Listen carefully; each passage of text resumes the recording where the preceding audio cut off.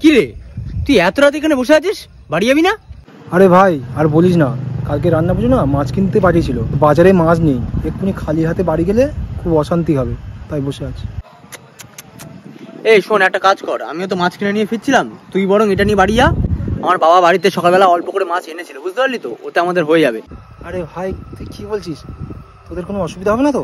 আরে ভাই তুই তো জানিস আমাদের ছোট্ট সংসার, বাবা যা সকালবেলা নিয়ে এসছে ওতে আমাদের হয়ে যাবে, তুই এটা নে যা। ভাই তুই আমার বাঁচালি ভাই, কত কি পড়লো?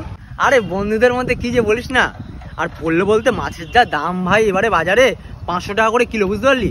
তাই এটা তো মোটামুটি তোর 500 মতো আছে, 250 নিয়েছে আমার কাছ থেকে, আর একেবারে কাটিয়ে কুটিয়ে এনেছি তো, ওই 50 টাকা আবার এক্সট্রা নিয়েছে, 300 টাকা। তুই বন্ধু হোস, দেখ কত দিবি, দেখ যা দিবি দে। আরে 300 কি বলছিস ভাই, এই বিপদের দিনে আমাকে যা তুই হেল্প করেছিস না, এই নে 500 টাকা।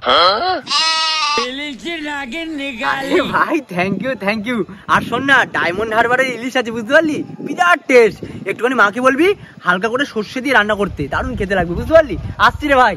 হ্যাঁ ভাই সাবধানে যা, সাবধানে যা।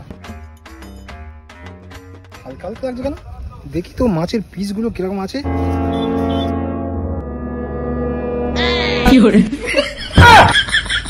এই হারাম যাও, শোন শোন শোন, দাঁড়া দাঁড়া,